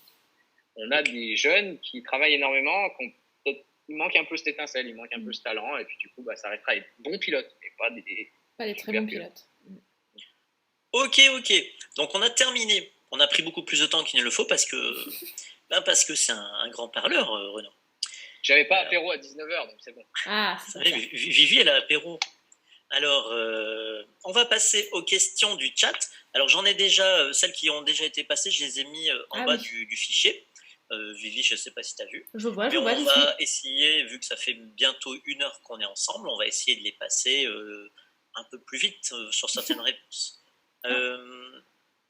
Donc, celle-là, j'ai déjà posée. Première question, Mathis Mériot-Balaire. Renaud, toi avec ton papa, qui avait été des précurseurs dans des préparations de voitures très poussées, est-ce que maintenant tu roules avec des voitures très proches de la voiture de boîte?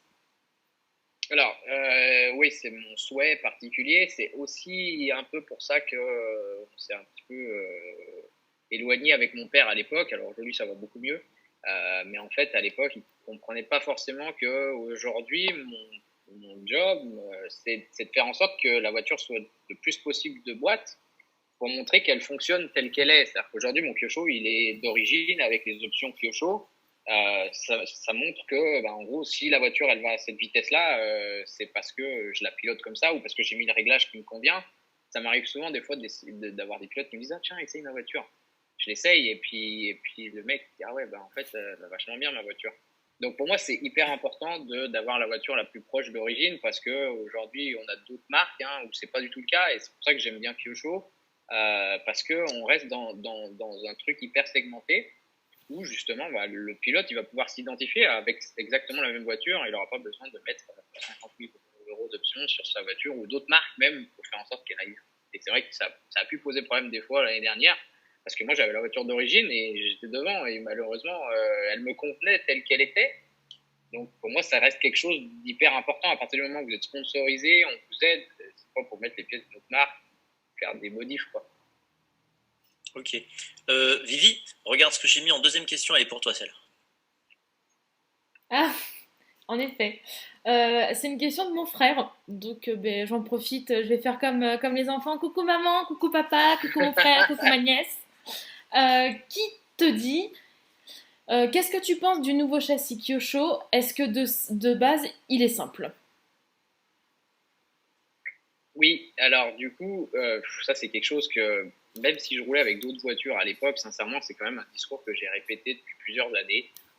Pour moi, le Kyosho reste la voiture la plus accessible aujourd'hui. C'est-à-dire que si vous montez un kit Kyosho, ça se monte super bien et vous allez en piste quasiment dès le premier plein ou dès le premier pack d'accu, la voiture elle va fonctionner, elle sera super simple. C'est vrai que c'est important aujourd'hui d'avoir un setup de base et d'avoir une voiture facile. Et pour moi, le Kyosho est aujourd'hui peut-être la voiture la plus facile et la plus polyvalente. Vous avez un setup de base qui est livré dans le kit, vous montez votre voiture, vous allez en piste, ça fonctionne. Il n'y a pas de surprise. Et c'est vrai que le MP10 reste dans cet état d'esprit-là. Alors c'est vrai qu'il y a pas mal de clients ou de pilotes, je pense, qui ont le MP9 et qui sont passés au MP10 en se disant, tiens, il est un peu plus pointu peut-être, parce que c'est vrai que c'est compliqué d'allier une voiture qui soit hyper facile, mais aussi hyper performante et rapide pour les gugus comme moi. Après, comme je le dis toujours, on me dit, ouais, mais ton setup, c'est pour ton pilotage et tout. Oui, c'est certain, mais premièrement, pour aller vite, il faut que ma voiture elle soit facile. Si je veux me battre pour être champion de France ou champion d'Europe, je peux pas me battre avec ma voiture, c'est pas possible. Je vais pas être compétitif. Du coup, il faut que la voiture soit facile. Ok. Merci. Alors j'ai 2 questions TT1 dixième de Antoine Caraban. Et je vais te poser les 2 questions à la suite. Antoine Caraban, Renault, as-tu pris plaisir à rouler en TT1 dixième? Et Farid et Noah Ben Mohamed, seras-tu présent en TT1 dixième? Salut les loulous déjà. Ouais, je vais essayer évidemment d'être présent le plus possible en indice. Alors cette année peut-être pas parce que en gros quand je signais Kyosho, le but c'est effectivement d'être le plus rapidement possible performant avec l'un-huitième et pas forcément perdre un petit peu de temps avec le dixième. Sachant qu'en plus à la base on avait quand même le championnat du monde en septembre, donc c'est vrai que j'avais signé avec l'objectif de rentrer finale de championnat du monde en septembre. Tu dis, bah, tu signes en janvier. En fait, tu as 8 mois pour préparer un championnat du monde et être en finale et pourquoi pas être dans le top 5 et pourquoi pas être sur le podium et pourquoi pas être champion. Donc, c'est vrai que l'objectif, c'était quand même faire du 8e. Évidemment, je vais faire du 10e. Pour moi, le 4-2, 1 dixième, aujourd'hui, c'est peut-être la deuxième catégorie qui me plaît. Dans ma liste de catégories préférées, 8e nitro, c'est ce que j'ai toujours fait, c'est vrai que c'est ce que je préfère. Et après, je dirais 4-2, 1-10. Il y a des conditions dans lesquelles je suis pas forcément à l'aise. Je pense par exemple à l'Astro ou à la Moquette. Mais ça reste quand même une superbe école de pilotage, le 4-2. Et pour moi, un bon 4-2, bien réglé, sur terre, c'est un kiff phénoménal. Et sur Moquette, c'est aussi super agréable quand tout fonctionne et que la voiture elle est bien réglée. C'est de la précision, c'est énormément de plaisir. Quand je fais beaucoup d'un dixième, par exemple là avant le championnat du monde l'année dernière, je me suis mis vraiment en mode un dixième parce que c'est pas ma catégorie de prédilection, mais j'ai essayé d'en faire un maximum.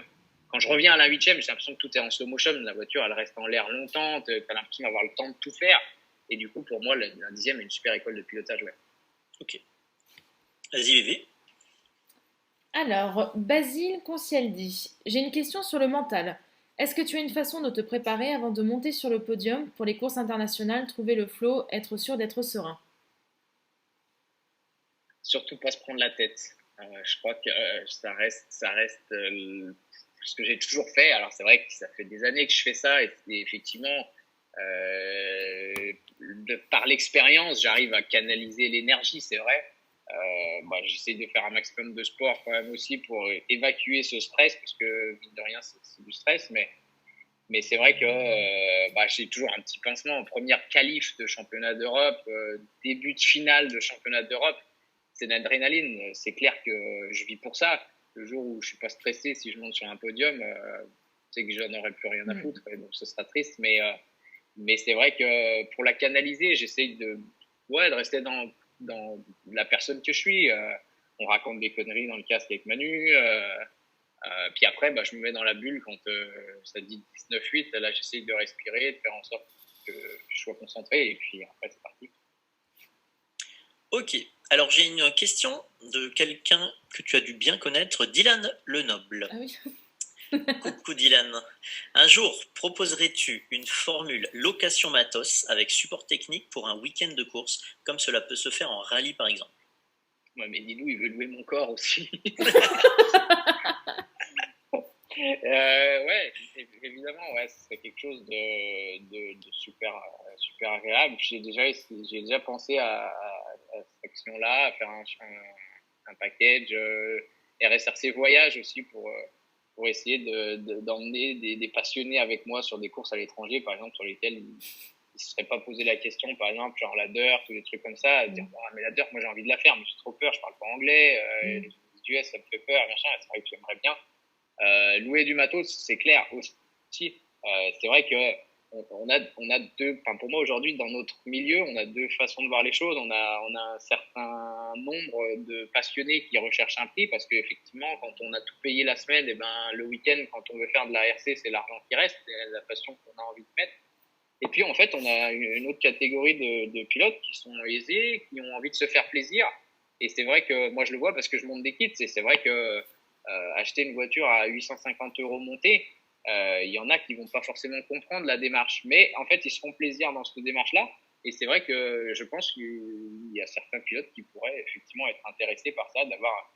En fait, je me fais plaisir, donc je me donne les moyens. Et puis du coup, bah, j'ai la voiture qui va bien, j'ai le soutien technique, j'ai le coaching de Renault s'il faut dans le casque. Ouais, ce serait pas mal. Du coup, ça me fait sourire parce que ton idée de RSRC voyage, c'est un peu ce qu'on a fait aussi avec les gamins à la Buggyland, quoi. Ils n'avaient jamais Ouais, pris c'est ça. l'avion, ils n'avaient jamais fait une course inter tout seul sans papa maman. Là, c'était on parle pas C'est la anglais, qu'est-ce garderie. qu'on fait? C'est la garderie. C'est vrai que c'est cool. Ouais, c'est plutôt sympa Mais ça, de. c'est vrai que c'est fun parce que c'est vrai que, par exemple, comme on l'a fait à la Buggyland, c'était fun Mm, parce que c'est des petits jeunes que moi je côtoie, par exemple, sur des CF, mais on n'a pas forcément cet esprit-là. Enfin, moi, j'ai un peu cette image des fois où les gens n'osent pas forcément me côtoyer et tout mm, ça, alors que bah, malheureusement, on partage tous la même passion et moi je suis là pour partager. Alors c'est vrai qu'on a tous bah, les envies et envie de bien faire, donc c'est vrai que des fois, j'ai pas forcément le temps d'aller voir tout le monde, mais c'était fun d'aller à la Buggyland ensemble et du coup, tu te rends compte de dire. Ah ouais, en fait, ils font du championnat de France, mais même eux, en fait, ils ont énormément à apprendre. Et c'est mm. vrai que bah, du coup, c'était fun. Et effectivement, si on peut le refaire, si on peut le refaire cet été, enfin, pour d'autres courses, ça serait fun. Mm, Avec n'importe qui d'autre, hein, c'est pas ça. que la clique des loulous, là, mais effectivement, avec tous les intéressés. Ouais. Mm. Ouais, c'était un bon week-end. Alors, il y a plein de questions trop bien. Ouais, il y a des bonnes questions. Ouais. Ah, j'aime bien celle-là de Bertrand Giraud. Salut Bertrand. Oh, ça fait un bail ça aussi. Ouais, ouais. C'est Euh, pas la Gros même bébé. clique que Dylan Lenop, ça? si, Si, c'est toute mon équipe. c'est ça. Je l'associe aussi à DLD à l'époque. Ouais. Ah ben ouais, je crois que j'en faisais partie. Ouais. Mais cette question, elle est marrante quand même. Ça me fait penser aux chasseurs encore. Renault. Ah, mais c'est une private joke. Je l'ai vu passer le commentaire, Ah, tu l'as effectivement. vu? Moi, je l'aime bien sa question. Ouais. Tu préfères faire un bon 9 tours ou un mauvais 10 tours? Effectivement, ça c'est un truc qu'on a rigolé sur une course à un moment donné parce que je sais plus sur quel championnat de France on était. Il dit ouais mais oh là là mais je fais 9 tours mais 5,30 c'est de la merde putain. Et attends, tu préfères faire un 9 tours 5,30 ou un 8 tours 5,00? T'as fait 9 tours, c'est génial. Ah mais non, 5,0 c'est mieux. Mais oui mais non. Oui, Voilà, c'est du grand bébert quoi. c'est ça, il Grand n'avait pas la bébert notion du tour. à la bonne époque. Moi, si je peux me permettre, il y a quand même la fierté. On l'a vu là sur quelques courses sur VRC, sur la catégorie piste, où il y a que quelques top pilotes sur 300 concurrents qui arrivent à faire un 28 tours. Et je trouve que c'est la classe d'être dans Clairement. le cercle des 28 tours, je crois. Mais c'est ça. Et souvent, on le voit des fois dans les rapports de course quand on dit je fais mon petit retour de ma course sur Facebook, on les voit le lundi. En fait, on voit les pilotes qui disent le seul pilote à passer les 9 tours. Et effectivement, c'est toujours un petit truc en plus. J'ai eu une best lap. Ouais, couper la piste, mais j'ai eu une best lap. Alors, j'ai une autre question très différente de Vincent Bartement. Est-ce que devenir pro a toujours été une évidence ou est-ce que tu as pensé à un moment donné faire autre chose? Alors ça, c'est une super question parce que du coup, ça pourra aider les jeunes qui ont cet espoir-là. Sincèrement, moi, j'ai été éduqué avec justement cette façon de voir les choses où non, tu ne seras pas pilote professionnel. Non, tu n'en feras pas ton métier. À l'époque où moi j'ai débuté, les gens les gens qui étaient dans ce milieu-là étaient des passionnés qui étaient dans des entreprises, ils étaient magasiniers dans des pseudo-sites internet qui débutaient, ou ils faisaient de la préparation de commandes, ou ils étaient dans un magasin à vendre des trucs, mais ils n'étaient pas vraiment payés pour être pilotes. Donc déjà, moi je suis arrivé dans cette dynamique-là où on n'avait pas en fait l'exemple. Dire, bah, en fait, lui, il est payé pour être pilote. Et c'est vrai que mes parents m'ont toujours inculqué ça, où en fait, c'est ta passion, tu vis ça le week-end, c'est super, mais le lundi matin, tu vas à l'école, Coco. Et je me rappelle une fois, j'ai eu un 7 ou un 8 à mes tables de multiplication. Le lundi, j'ai ramené ça. Le dimanche, il y avait la course régionale. Mon père il m'a dit, bah, écoute, dimanche, tu vas y aller à la course, mais tu vas aller regarder les copains. Donc, oui. si tu veux, c'était dans cet état d'esprit-là où bah, il faut bosser à l'école. Et voilà. Et aujourd'hui, malheureusement, on a des fois les cas où, je crois que c'est Juan Carlos Canas qui fait école à la maison pour pouvoir rouler de plus en plus et être pilote pro. Et je trouve dommage, des fois, c'est les parents qui font ce choix-là de dire, mon fils, tu vas être pilote pro, donc allez, je donne tout. On mange des patates et puis on crame 50 litres de carburant par semaine pour que tu sois pilote professionnel. Et ça, c'est vrai que c'est dommage. Moi, j'ai fait mes études, j'ai un bac +3, j'étais en bureau d'études, j'étais chargé d'affaires. Et à ce moment-là, en fait, j'avais ce problème-là qui s'est posé en disant, mais je veux des responsabilités dans mon job, mais je veux aussi parcourir le monde et voyager pour faire ma passion qui commence à me rémunérer et être pilote. Bon, bah, je fais le choix d'arrêter de travailler, mais j'ai jamais eu cet objectif-là premier de dire je vais vivre de ma passion. J'en suis hyper heureux aujourd'hui, hein, et ça dure, et je suis le plus heureux des hommes avec ça. Mais c'est vrai que c'était pas l'objectif premier, quoi.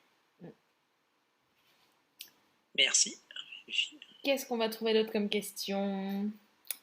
Ah oui, ouais, je suis pas sûre que tu aies fait du brushless cette année. Du coup, en si peu de temps. Si, j'ai fait. Si, elle est là, regarde. Elle est prête à aller dans mon jardin demain. Ah mince, tu t'es pas levé, je suis déçue. Non. Merde, raté. Et si le nombre de personnes monte au-dessus de 300, je me promets de me lever. Ah, on est à 203. Alors, il y a une surprise, hein. S'il doit se lever et qu'il n'ose pas le faire, on sait pourquoi nous. C'est ça. Je suis en home office. Voilà. Mais en tout cas, la vraie question de monsieur Hervé Poul était quelle électronique que tu utilises sur ton MP9 Evo? Alors, j'utilise le combo Hobby-Wing. Moi, je peux vous montrer.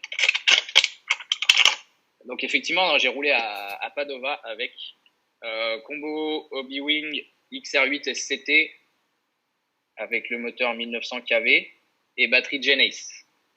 Voilà. Impec. Merci. Une question de Vincent Bartement à nouveau. Renaud, tu te remets quand à VRC Pro? Effectivement, ouais, il y a pas mal de monde qui m'ont posé la question en me disant mais tiens, tu joues à VRC Pro Et effectivement, je jouais quand j'étais étudiant à Grenoble à l'époque avec un clavier, donc avec les flèches haut, gauche, droite, oui. Comme ça, avec une main.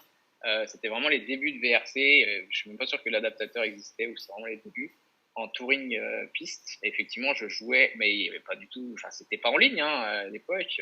C'était tout début du truc. Et j'ai joué et ça m'a gonflé et j'ai arrêté. Alors c'est vrai que depuis, le jeu a énormément évolué et je vois des vidéos aujourd'hui et c'était sûr que ça fait envie.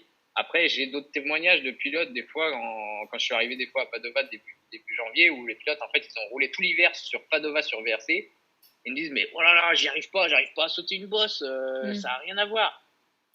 Du coup, c'est sûr que si t'as prévu de passer 4 heures par jour à jouer aux jeux vidéo, à la limite, il vaut mieux que ce soit avec une radio dans la main plutôt qu'une manette de play. Mais je suis pas sûr que en temps normal, jouer à VRC améliore vraiment le comportement. Alors après, on en discutait cette semaine avec Slimane Medjoubi. C'est vrai que ça permet quand même d'avoir une concentration. C'est certain que quand tu restes vraiment devant ton ordi à piloter avec la radio dans la main, ça te fait quand même les réflexes, ça fait la concentration et tout ça. Et comme je dis, il vaut mieux jouer à ça que à FIFA ou un truc comme ça si vraiment vous voulez entraîner pour la RC. Mais j'ai pas prévu de rejouer à VRC parce que j'ai une vie de famille et j'ai déjà pas le temps de m'en occuper suffisamment. Mais je crois que Robert Battle était un peu de ton avis en disant que niveau sensation et tout, c'était vraiment compliqué. Je sais plus, j'avais pas vu passer une story ou un truc comme ça où il disait que non, il n'y jouait pas parce Après, que. sincèrement, ça fait longtemps que j'ai pas réessayé, hein, Ouais. donc je peux Moi, pas moi vraiment. qui l'ai Voilà. essayé il y a longtemps, en TT, il n'a pas évolué le jeu. Ah oui, ouais, d'accord. Ouais, c'est dur de retrouver le même feeling quand même. Alors, moi j'ai noté une question qui vient d'être posée. Non, mais ça Prêterais-tu arrive, ça aide pour faire des whips, c'est tout. Yannick, Noah, il m'envoie des vidéos où il fait des whips sur VRC et il dit ça, c'est de Savoya. alors de Yannick Roubaud, prêterais-tu ta voiture de compète à un pilote pour qu'il puisse l'essayer et comparer avec la sienne? Ça m'est déjà arrivé. Et en général, si je suis pas dans un timing serré ou j'ai pas des pièces proto que j'ai pas envie de casser ou des choses comme ça, ouais, je le fais volontiers parce que ça permet des fois de se remettre en question dans un sens comme dans l'autre. Parce que des fois, moi, des fois, j'essaie des voitures donc d'autres pilotes et de fait de prêter la mienne. En fait, on peut avoir la même voiture, mais le fait juste que le frein soit bien réglé, que le trim il soit bien réglé, des choses comme ça, en fait, de faire d'essayer ma voiture, en fait, tout est naturel. Oui, parce que je passe le temps de le faire. Euh, Moi, la première fois que j'essaye une voiture, ce qui me choque le plus, c'est la garde à la gâchette. Par exemple, quand Mm. j'essaye ma voiture, enfin moi, ma voiture, dès que je touche la gâchette, paf, j'ai de la réponse, la voiture elle avance, dès que je touche le frein, voilà. Et c'est vrai que ce genre de truc, quand on essaie ma voiture, oh là là, mais dès que je touche ça, bah ouais, c'est le but quoi en fait. Donc ouais, non, c'est vrai que des fois ça permet de prendre un peu du recul, dans un sens comme dans l'autre. Si des fois bah, je prends la voiture du pilote et je suis 3 secondes au tour plus vite que lui-même avec sa propre voiture, je dis bah voilà, ta voiture elle est capable de faire ça. Donc arrête de te plaindre en gros et puis dans l'autre sens à lui d'essayer ma voiture et de dire bah voilà maintenant ma voiture moi elle fait des 38 avec toi elle fait des 45 bon bah voilà. Super, ok. Vas-y Vivi. Euh, Bruno, je crois que je vais écorcher son nom, mais Bruno Lafrancescina, tu sais, c'est Bruno de Enchanté. Londic. Voilà, non, tu le connais, c'est le beau-papa de Kevin. Pourquoi, Renaud, à ton sens, les jeunes n'arrivent pas à détrôner les anciens en CF? Ah, ça c'est une super question. Euh, ouais, pour moi il y a plusieurs facteurs. Déjà quand on est duo père-fils, il y a plusieurs notions à avoir. Il faut que le père il soit déjà hyper calé mécanique parce que ou le fils, hein, l'un va pas sans l'autre, mais c'est vrai qu'il faut avoir une voiture super bien préparée et si le duo fonctionne pas, ben ça fonctionne pas. Il faut qu'il y ait une bonne ambiance entre les deux parce que on l'a déjà vu, si le père met une pression supplémentaire aux jeunes pilotes, ben ça va être contre-productif. Et après, bah, il faut que les choses se fassent naturellement. Alors après, c'est de la préparation, c'est d'aller en piste, peut-être s'entraîner un petit peu. Alors après, faut pas s'acharner non plus. Faut que ça reste une passion, que ça reste un plaisir. Moi, je cite toujours l'exemple. Je n'ai jamais fait une séance d'entraînement jusqu'à être champion de France national. C'est-à-dire qu'avec mon père, on n'a jamais fait de dire allez, on va un samedi ou un dimanche sur une cour, enfin sur une piste ou même en semaine, encore pire, prendre des congés pour aller en semaine pour aller s'entraîner. Ça ne s'est jamais arrivé. Par contre, tous les dimanches, on faisait une course régionale. Question de Nico Noble, et après je crois qu'on n'en posera plus qu'une toute dernière parce que ça fait longtemps qu'on est ensemble. Quel est pour toi le meilleur pilote du monde et pourquoi?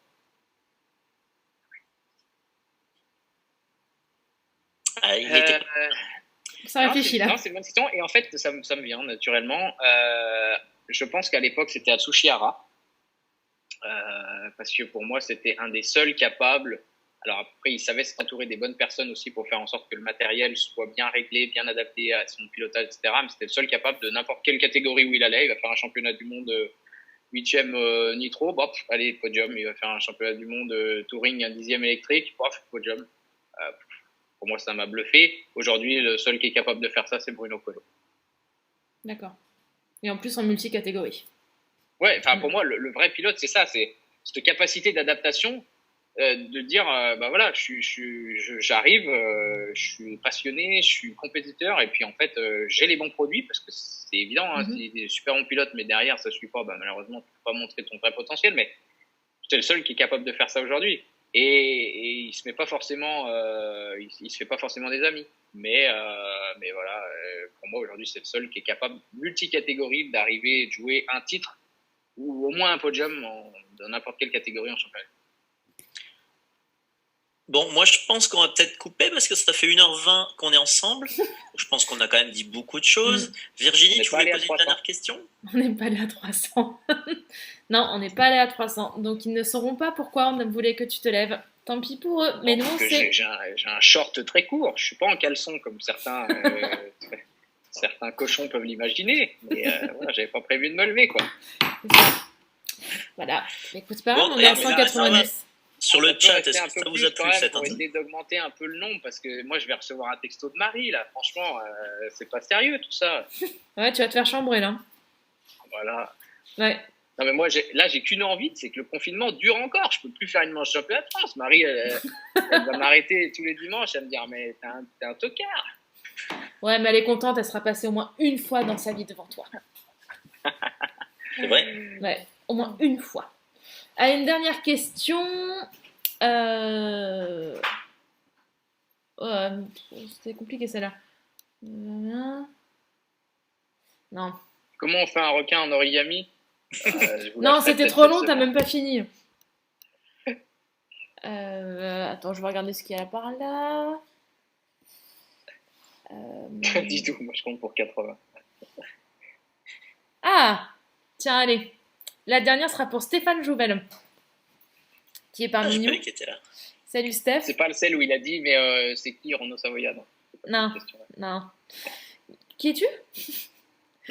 De toutes les marques de moteurs que tu as eues, laquelle reste pour toi pour l'instant la plus marquante dans la globalité? Ceci est peut-être une question piège. Est-ce qu'elle est pas du tout pipée, surtout? Attends, parce que ça peut marcher, parce qu'il y a des gens qui ne savent pas qui est Stéphane Jouvel sur le chat. Non, bah non, faudrait peut-être le dire. Vas-y, Renaud. Non, Stéphane Jouvel était, à l'époque, travaillait chez RB. Donc c'est pareil, pour tous ceux qui nous regardent et qui ne connaissent pas RB, en fait, c'est une marque française motoriste de moteurs fabriqués en Italie avec leur propre spec. Et puis, en fait, c'est avec ce moteur-là que j'ai pu avoir mettre plusieurs titres à ma ceinture. Et c'est vrai que ça a été un plaisir de travailler avec Stéphane, d'abord chez DJTS pour Mugen et ensuite chez RB. Et c'est vrai que c'était une super marque, tout comme RC Concept. Voilà, et je peux pas citer, en fait, je peux même pas dire RB était vraiment un tournant de ma carrière parce que j'étais déjà champion d'Europe avant d'aller chez RB. Donc c'est vrai que ça a participé, ça a grandement aidé parce qu'il y avait des personnes qui ont aidé aussi à mon développement personnel dans ma carrière, dans mon épanouissement. Effectivement, RB, c'était un super produit et comme je le dis encore une fois, comme RC Concept. Voilà. Comme ça, Stéphane aura eu la réponse. Et comme ça, il est un peu content, mais je lui donne pas complètement raison. Ouais, c'est ça. C'est pas à 100%. Effectivement, Guillaume Papy, effectivement, avec qui on faisait des courses quand on était gosse. Rossi a été mon premier sponsor à l'époque. Effectivement, si je dois marquer peut-être un événement de ma carrière à l'époque, c'était ça. En fait, je me souviens, j'étais tout gamin. Pour le coup, Rossi, c'était une marque de moteur italienne, évidemment, qui arrivait sur le marché, qui voulait s'implanter en France. Ils avaient des produits. Et en fait, ils m'ont donné la chance de pouvoir les représenter. Et en fait, moi, étant gamin, il y a un carton qui est arrivé chez mes grands-parents, il était plus gros que moi. Il y avait des moteurs, il y avait des blousons, il y avait des trucs comme ça.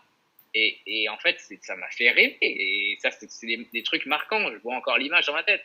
Et c'est vrai qu'aujourd'hui, c'est compliqué d'avoir ce genre de soutien. Moi, j'étais juste jeune pilote, on ne demandait pas grand-chose, mais c'est vrai qu'aujourd'hui, malheureusement, avec tout le monde est sponsorisé, et c'est vrai que ça donne un peu une mauvaise image du truc parce que tout le monde veut 10%, 20%. Je vais faire ma première saison en course de régionale et vous faites un sponsoring. Ouais. Il y a Sébastien Chaffardon qui te dit merci. Non, mais c'est naturel parce que il faut savoir reconnaître les personnes qui m'aident et qui m'ont aidé dans ma carrière. Et c'est vrai qu'avec Sébastien, il a été présent pour moi au moment où j'étais pas au top de ma carrière. Il m'a tendu le bras pour faire en sorte que je puisse avoir des super produits et puis faire 2 finales de championnat du monde. Ouais, bravo à vous deux. Enfin, il y a toute l'équipe qui était d'ailleurs avec vous. C'est plus une équipe que des personnes uniques. Mais personne n'a commenté ma coupe de cheveux ni ma barbe, du coup, je suis déçu. Bon, la C'est barbe, vrai, c'est pas t'as eu- choquant. Et t'as pas eu de troll non plus, hein, c'est vrai. Non. Non, c'est vrai. À cette heure-là, ils sont à Rien à voir l'apéro. avec, Adrien Brins ou... Ils sont à l'apéro. Non, ils ont été sages. Tout le monde a été sage. Bon, on n'a pas passé les 300, donc on saura pas pourquoi il fallait que tu te lèves. Tant pis pour eux. Ah, mais je ferai peut-être une photo plus tard. Voilà. Et c'est vrai que le fait que t'as pas eu de troll comme ça dans le... Je me demande s'il n'y a pas beaucoup plus de respect parce que tu es vieux. Oh, ouh, ce petit Non, tacle. parce qu'en fait, ces gens-là sont fatigués. Parce qu'en fait, moi, je suis trollé sur ma page à chaque fois que je fais un tuto. Et c'est peut-être en fait parce que toi, t'es vieux, ils ont ce respect-là. Parce que moi, tout seul, parce que Julian est présent, tu vois. Donc, d'habitude, il troll. Et là, il a l'air C'est vrai. plutôt tranquille. Donc, tu vois, le problème vient peut-être pas de moi sur l'âge. Parce que en général, on me troll quand je suis tout seul. Et Alors, étant donné que j'ai quand même énormément de respect pour Vivi, puisque c'est pas elle qui vient de me mettre un tacle, ça peut être que de toi. oh, c'est gentil. Puis ça va, on a le même âge. C'est lui le vieux. Il y a Julien Ferrandis qui dit sur les anciennes photos, tu avais la même coupe que Jérôme Sartel. À l'époque. C'est vrai. Ouais. Mais Jérôme Sartel, à l'époque, était top, au top de l'ARC française. Et effectivement, je me suis peut-être, comment dire, inspiré parce que c'était mes idoles. Tu prends un Guillaume Vray, un Yannick Aigouin, un Jérôme Sartel. Pour moi, c'était les pilotes qui étaient au top. Jay Aigouin aussi, qui était au top du championnat de France quand moi j'ai rejoint l'élite en 2005. Non, 2002, pardon. Donc quand j'ai rejoint l'élite en 2002, c'était les mecs qui étaient au top. Et c'est vrai que j'avais énormément de respect pour ces gens-là. Après, aujourd'hui, on a tous vieilli et du coup, l'âge a fait ses effets pour certains. Mais c'est vrai que voilà, c'est toujours des pilotes que j'ai admirés parce que moi, quand je suis arrivé à ce moment-là, on m'a dit c'est aussi pour ça que c'est le requin, parce qu'on m'a dit mais l'année prochaine, monsieur Savoyard, vous allez être noyé dans la botte et puis vous verrez, le championnat de France élite, c'est quand même des requins. Alors, est-ce que le requin a mangé la panthère rose? Joker. Alors, non, parce qu'on en parlait tout à l'heure des carrosseries, et effectivement, il y a eu. Tu as fait le requin, lui, il a fait la panthère, et c'était vraiment deux signes communs aussi, à part les cheveux. Hein. Vous avez des points communs. Enfin, des cheveux. On va finir par faire des lives de coiffure. Ouais, c'est vrai. Bon, et ben on va peut-être en rester là. Qu'est-ce que vous en pensez? Oui, c'est pas mal parce que sinon on peut passer la soirée à papoter, je pense.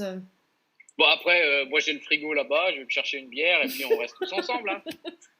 Et puis on continue. Ouais, oui, on pourrait rester des heures, mais je sais pas si les gens vont vraiment rester avec nous pendant des heures.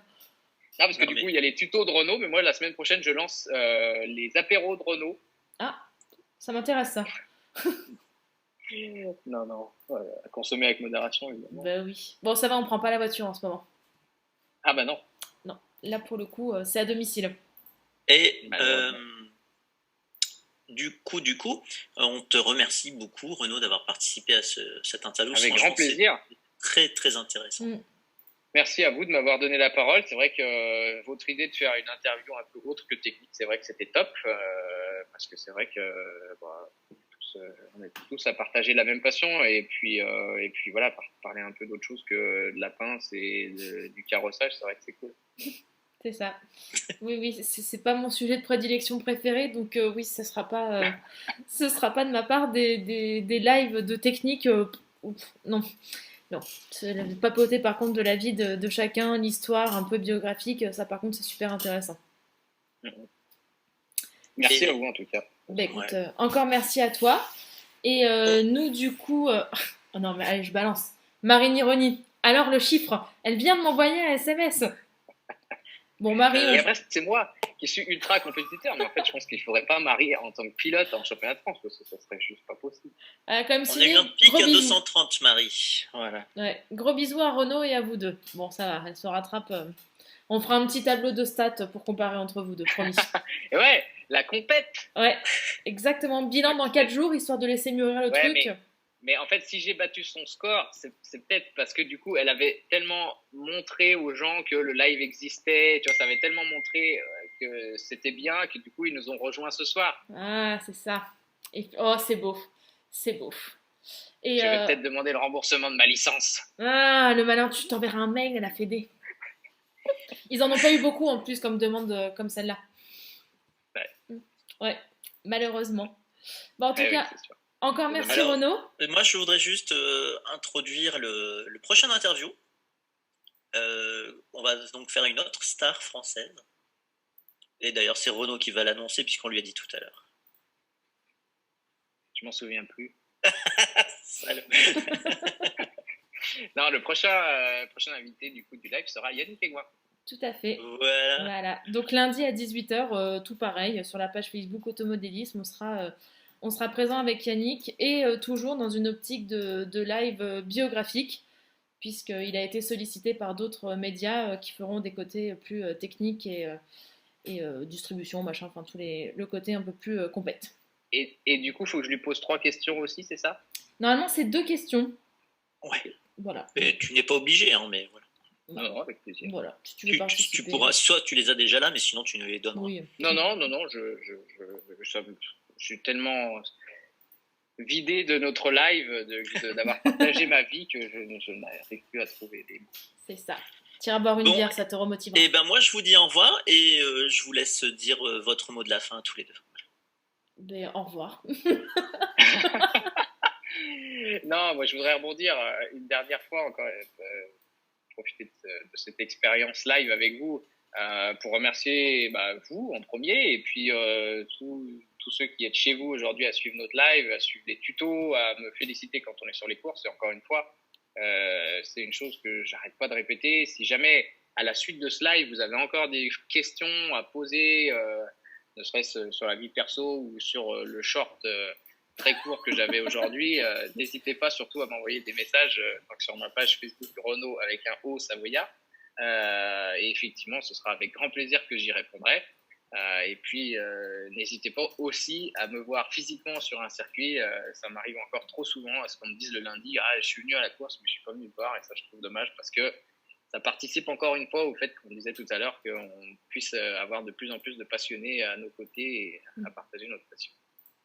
À bientôt tout le monde. Ça, c'est un beau mot de la fin. Mais merci.